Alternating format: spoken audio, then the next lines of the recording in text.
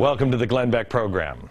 Right now, Governor Scott Walker is moving forward with his 2-year spending plan. The budget includes $1 billion in cuts, including $900 million in schools. Meanwhile, the Wisconsin Senate Democrats are still in hiding in order to prevent a vote on the union reform. This departure is being held up as heroic and brave. Then again, we're a country that is seeing now Charlie Sheen being held up as entertainment. In the earlier days of the protest, teachers were actually faking sick notes to leave work and go protest. I don't understand this one. We are all Americans in the end. Teachers, union members, they are no different than me. We're all parents, most of us, and we all teach our kids that there is no honor in lying or cheating. We all know that. Teachers and firemen and police certainly know that you don't run from tough situations. No tough situation in life do you run from. In fact, one of the greatest examples of this in my lifetime comes from the police and firemen in New York, union members. They ran into a burning building, not out of it.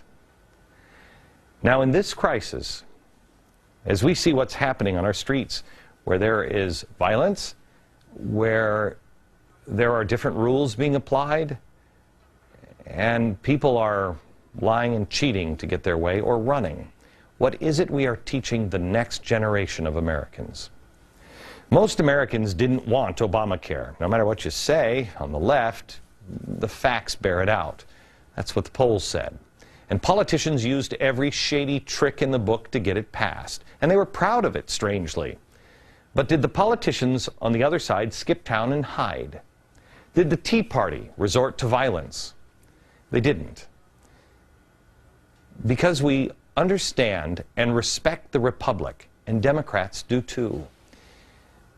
We all used to believe that elections had consequences, and no matter what we've turned ourselves into, most Americans are alike. Most Americans respect the freedom of the Republic of America. It is different. It is unique. It is a country that is different from the rest of the world. Freedom and liberty we do respect. But we also respect the rules of the game. Most Americans just want something that is fair and honest. That's why we've always worked it out. We've duked it out on the battlefield of ideas, as George Washington said, and then we went to the voting booth. And we have no problem losing as long as it's fair and honest. And we learned last election from our president, in his words, elections have consequences. But unfortunately now, just like our financial industry, we are teaching our children yet again to run away from the consequences of an election or your own actions. We have to stop teaching that, because that's not what Americans do. It's not what a lot of hard-working union members do either. Tonight, I want to talk to you about where we're headed and who we are and the choices that we have to make. I want to talk to regular, hardworking Americans. Union or not, it doesn't matter, because I don't think we're that different. I want to talk to the people that get up every day and go to work because they have to, not because they necessarily want to. They go to a job that may or may not make them rich. It may or may not be their favorite job or even a job they ever dreamt that they would have. They just do it. Maybe it's not their only job. Maybe they go to work twice a day. But I want to talk to the Americans that are hardworking, that provide for their families, and sometimes spend more and more time away from their families just to make ends meet. Right now, we are all finding ourselves in the same situation. We are finding ourselves in a situation where we are finding it harder and harder to make ends meet. Why? And union members are now in a situation that I believe every American will soon find themselves in, rich and poor. They're being asked to lose a pension, or they just lose it, or they take a cut, or they lose a job. They make a sacrifice. Most Americans, no matter what tax bracket you're in, feel like they've already made a sacrifice. Those union members feel that way. They've worked hard for that pension. I know my mother-in-law is a member of the union. She was arrested with Jesse Jackson in a protest once. Ay, ay, ay. You know what? She's worked hard for her pension. And Mom and I have talked about it.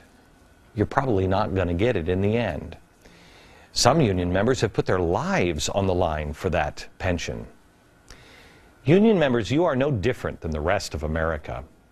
You're just the first to have to come to the table of sacrifice. You're not going to be the last. And what you do, how you react, how you handle this adversity will set the tone for the rest of America.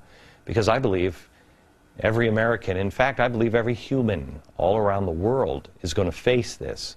We're all going to have to sacrifice something. We're all going to lose something that we feel we've earned, something that we feel we deserve, or God forbid, something we love. I will show you how and why we are heading for that tonight.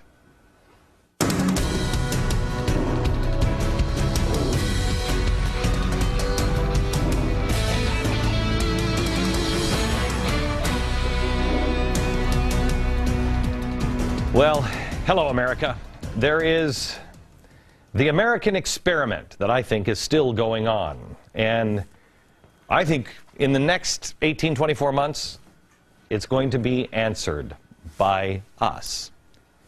There's the American experiment, and there is the American dream, but they go hand in hand. The American experiment is, can man rule himself? Answer the question. Can he? Can man rule himself? If you answer yes, then you can go to the American dream.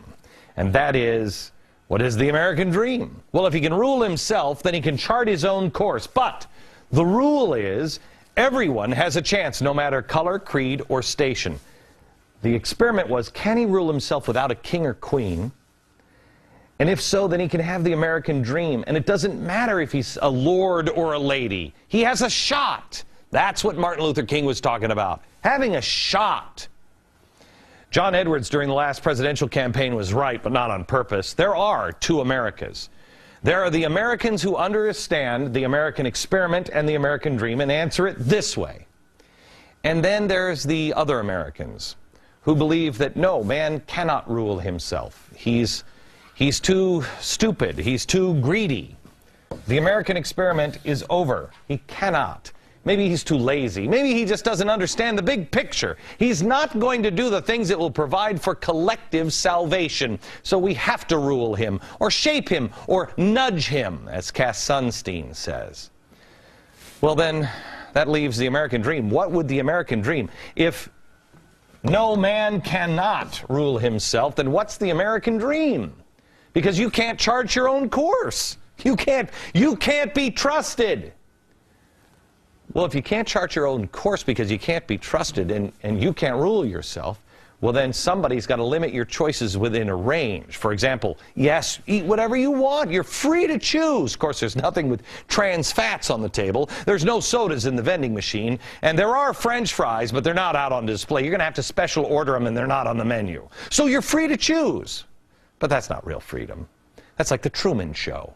They're narrowing your options and then saying, choose whatever you want. The American dream, according to the people who say no, the American experiment, man can't rule himself, is not equal justice. It is social justice. And that's a huge difference. Social justice, because you can't rule yourself. Social justice is, nobody can get too rich. Nobody can get too rich. We've got to take it from the rich and give it to the poor, instead of letting life sort itself out, and then letting us, as we rule ourselves, help each other. Now, I've shown you how these socialist protests, and that's really what they are. I'm going to show you some things again tonight. Look at this. Remember this logo. You'll learn about it later. Socialist protests. They're happening over the weekend, and they are framing the message around reclaiming the American dream. But their message centers around money, and that they are losing freedoms because of money. He's got too much. He doesn't have enough. So-and-so should get taxed more. Well, maybe I missed it, but I haven't read anything from the founders where they talk about money being equal to freedom like these guys do. I don't recall anything like that. But let's say that money is the reason that we're losing freedoms, because you can make a case, I guess, kind of. You can't buy as much, so you can't go places, you can't go see movies, you can't whatever, if that's how you look at freedom. I know your money doesn't go as far as it used to. Mine doesn't either. And I want to talk to you about, what we talk about on this program is sometimes kind of spooky. I was talking to my daughter over the weekend, and I said to her, she's in college, and I said, honey, how do you deal with me being a dad? I mean, the stuff you hear and the stuff we talk about has got to be frightening. And she said, Dad, quite honestly, I listen to you, but I try not to think about all the things that you talk about very often, because I have plans in my life. I know what I want my life to be like. It was a long drive to the train station after she said that.